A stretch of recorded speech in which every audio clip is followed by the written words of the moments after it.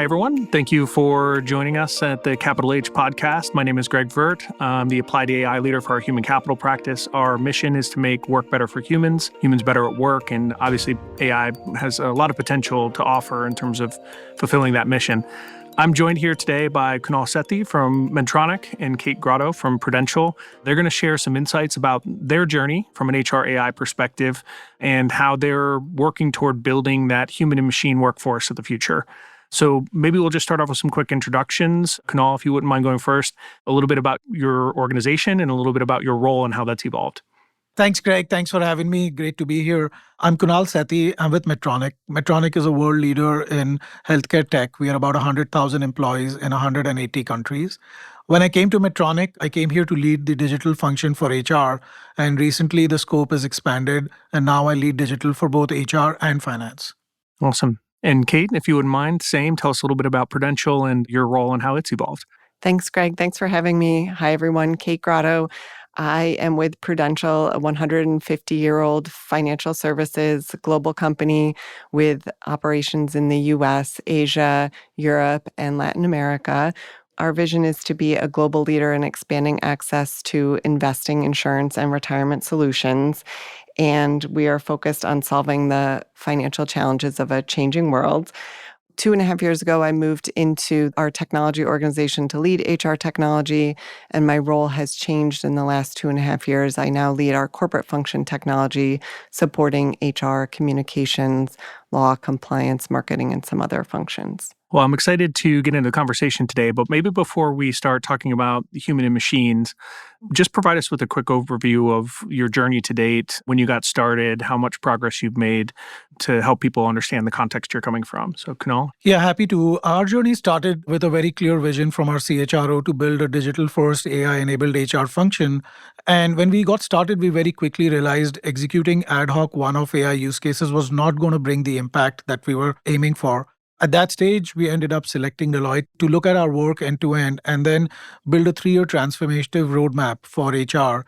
As soon as we showcased that roadmap to our peers and stakeholders, we got immediate buy-in to take it into execution. Upon that, we were faced with that classic question of build versus buy. In our case, prioritizing speed to market and value capture, we ended up selecting MoveWorks as our HR AI agentic platform that is now going to power our services, all HR services for our global 100,000 workforce. Cool. Kate, would you mind sharing a little bit about the Prudential journey to date? We started in late 2023 from a direct request from our CHRO. He asked technology leadership to provide thought leadership and be a thought partner in looking at how we could use AI and generative AI for the HR function. And he really asked us to push HR.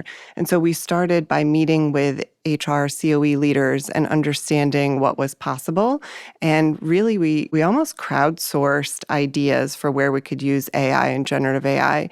But we stayed grounded in our philosophy that we would leverage vendor capabilities wherever possible, assuming they met our responsible and ethical AI principles, and that we would build if and when we needed a custom and differentiated solution.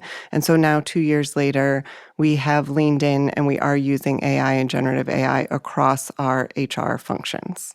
And you mentioned building where you needed to be differentiated. Could you just give us an example of where that ended up being the path you chose? Yeah, so where we couldn't find a solution in the marketplace, we used our own data scientists to build solutions for us. So one example is we wanted some sort of anomaly detection for our stock equity grant process. And for our executives that were receiving stock, we wanted to look back and make sure that we had the taxation correct, particularly if the stock equity period was over multiple years and the executive had lived and worked in multiple different states. And so that's been a way that we've really been able to get ahead and make sure that we're doing that in the right way for the employee and for tax purposes. And that was very unique need for us. So, Kate, we've talked a lot about this idea that the ultimate goal for most organizations is to use AI as a way to recreate or re-architect that human and machine workforce for the future, kind of future-proofing your organization. Can you talk a little bit about how you've approached that specifically at Prudential? As we started working through and kept building our AI portfolio, we realized that we were asking the wrong question. And we shouldn't be asking, where can we use AI and generative AI, but what are the business problems that we needed to solve? So I can give an example. We had a real business challenge with providing coaching. And so historically, coaching was provided by executive coaches to our senior-most executives. It was an expensive option with a limited scope, and we pivoted to build the capability internally with Talent Catalyst. We scaled coaching even further and created these coaching circles, but the reality was that we still did not have the majority of our employees being coached. And so last year, we piloted an AI coach, and we have recently expanded that to our broader employee base. And our AI coach has now had 25,000 different conversations with our employees. We have a net promoter score of 72%. And that's an example of a real solution where we are using the technology to make an impact, but we didn't start with the question of where are we going to use human versus machine. We started with what business problem do we need to solve, and we wanted to democratize access to coaching. Yeah, that's a great story. And Kunal,